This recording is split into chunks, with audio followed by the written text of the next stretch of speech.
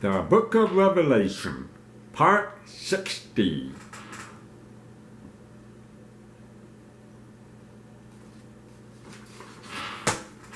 Friends, get ready. What we're about to dive into itself is not ancient text. No, it's a living truth.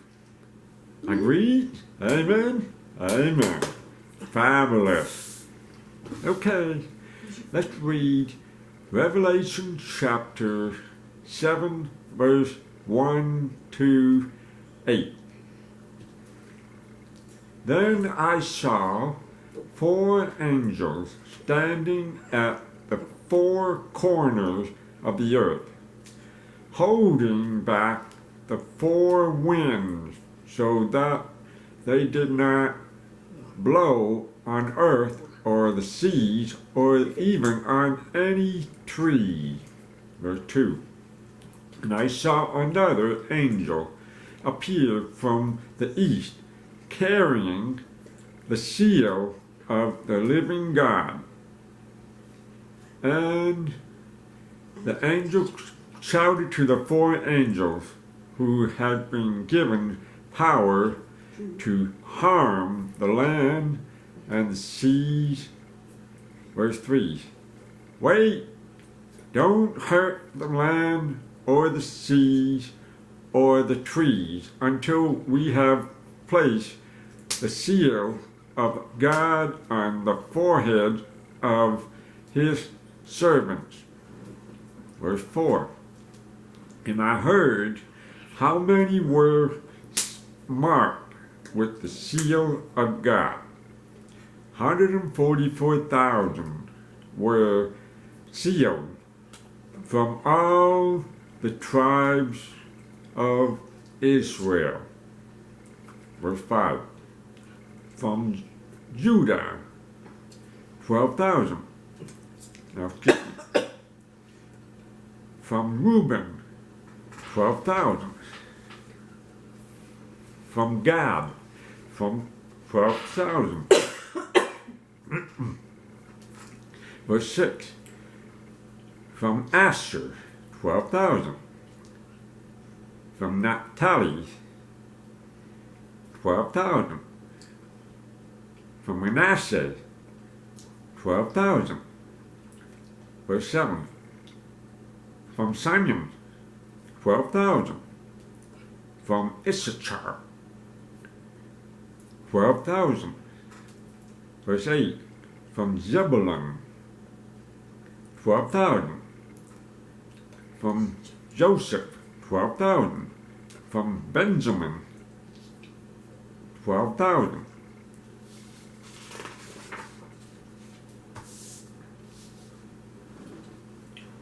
Now, the 7th seal. The 7th seal. We'll discuss it in Revelation chapter 8. Okay? However, before we get there, God has a footnote for us in this chapter.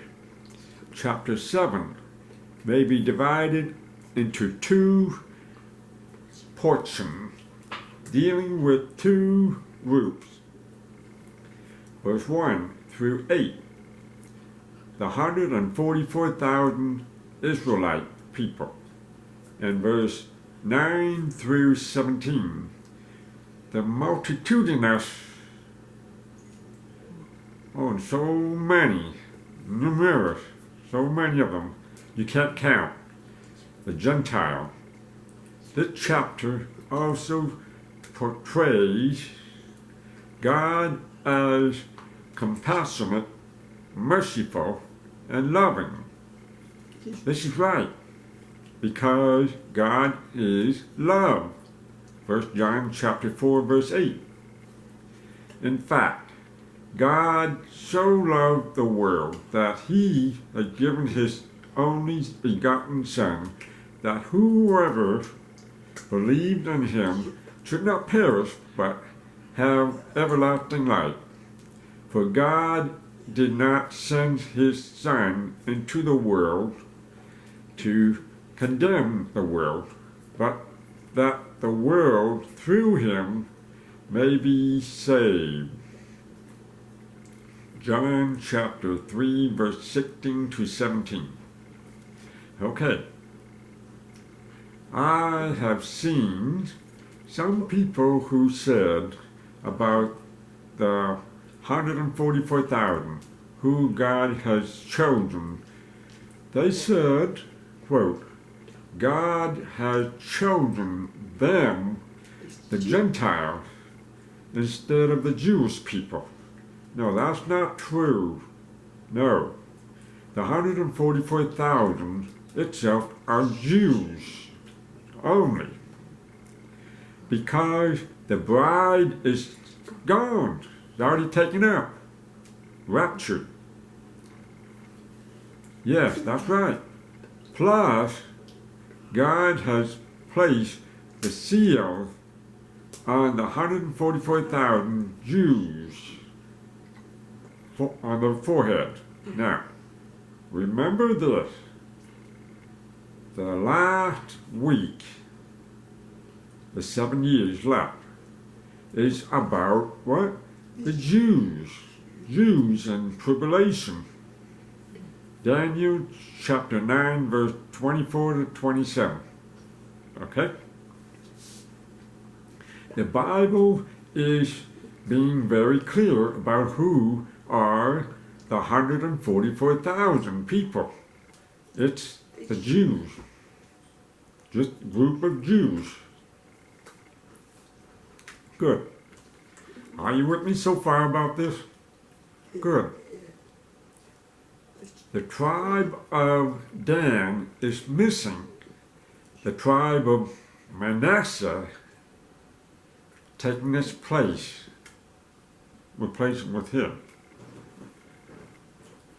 It's the mankind's wickedness, rebellion, and sin that produce judgment, for the wages of sin is death. Romans chapter 6, verse 23.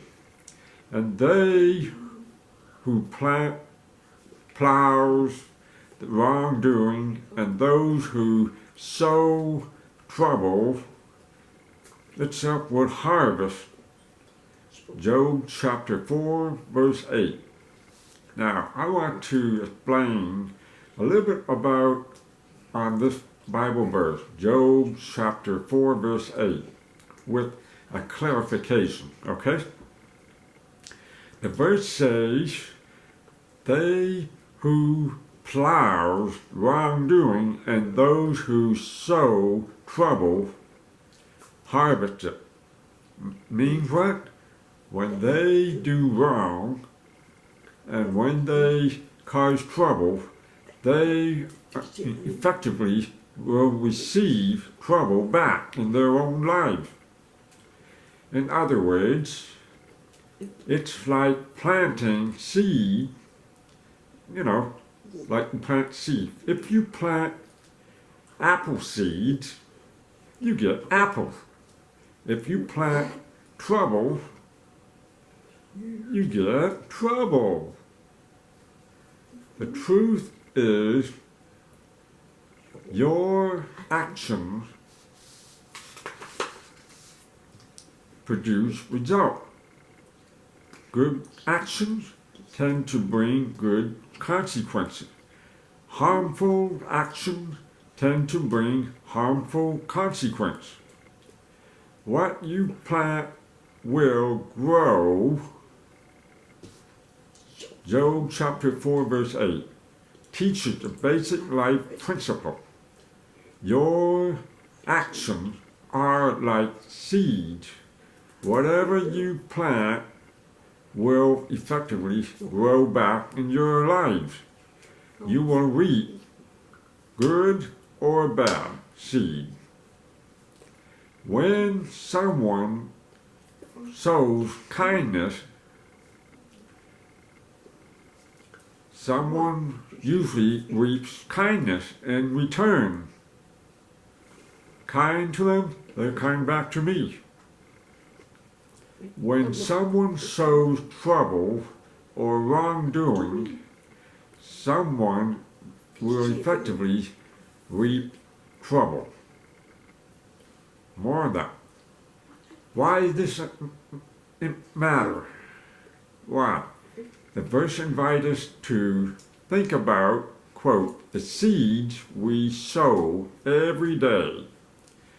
Our words, second, our choice, third, our attitude, fourth, how we treat people, how we treat them. These things don't disappear, they grow into something. These are what? The consequences. Simple illustration. If you plant mangoes, seeds, you don't get oranges. No. If you plant anger, you don't get peace. You reap what you sow. The point is that during the tribulation period, the Jews and the people who sowed with rebellion against God, with their words, their choices, their attitude, and how they treat to God, caused judgment upon them. God, they will reap judgment from God. That's exactly what will happen to them during the tribulation period. That's the point, okay? Now, let's be intentional about sowing good seed, okay? Good seeds of love, honest, patient, faithful, and showing grace to others, because those are the things we want to reap in our lives today. Okay? Are you with me so far about this? Great.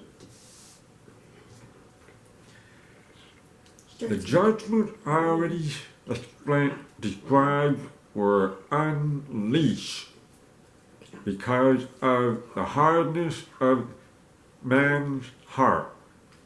They rebel and continue to rebel for thousands of years. God, however, is so great that at this point he declares, time out. He still loves human race. He still loves people and longs to save them, mankind, and he desires for people everywhere to open their minds and heart and come to him. Yes, the result is this chapter which deals with mercy of God in the midst of the tribulation.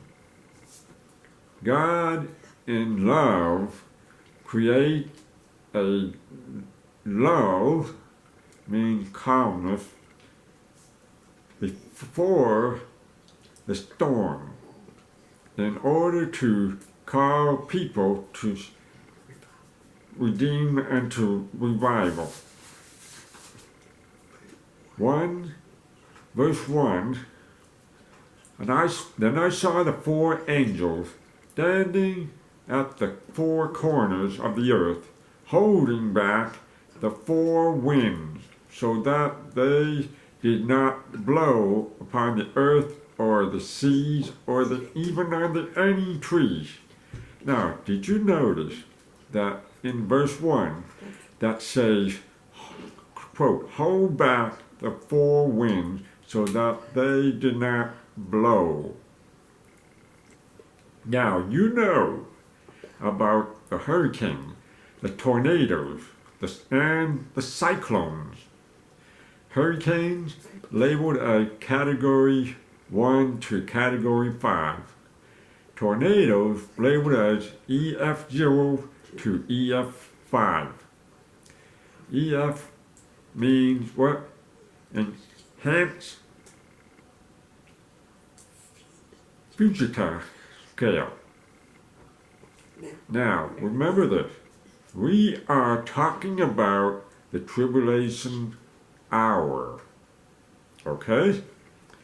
Currently in our lives, just recently, the hurricane almost reached Category 6. Almost. But in the tribulation hour, they may go beyond Category 5. Means maybe from Category 6 to Category 9 or 10. This is the calm before the storm, as this period will produce the worst storms ever experienced in history. Really. I remember that in the year 2016, I was at the beach as it was the first weekend of October, and the Hurricane Matthew came through. I wanted to taste what it's like, how strong the wind was, and I went out on the deck in the back of the house, and oh boy, oh, it was so strong for me to stand against the wind. Wow, I was pretty scared, terrified. I was standing against the wind. I remember it was around Category 5 at that time. It was 157 miles an hour.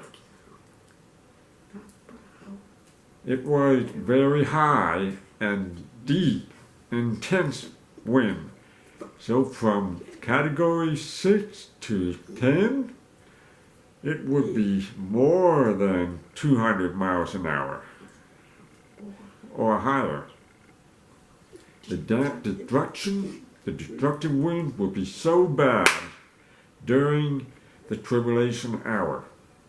More terrible. The fact is that the angels are standing on the four corners of the earth did not signify that the earth is square. No, it didn't. God knew that the world he made is round. It's round. Yes, it is he who sat above the circle of the earth. Isaiah chapter 40, verse 22. God who created and made it to sit upon the circle of the earth knows it's not square. Therefore, the term the four corners of the earth is but a Bible expression representing the north, south, east, and west. The 4 point of the compass. You know the compass. North, south, east, west. The four angels standing these four places, administering judgment, are commanded to relent, to go easy, at ease. Maybe it's a time of great revival as the servants of God are sealed on their forehead. Okay?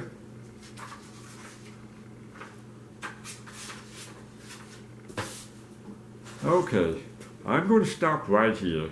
I will continue this in the next part 61 on Revelation chapter 7 verse 2, and from there I will move on to the verse 3 with details. Have a great day. See you next time. Bye. Thanks for watching.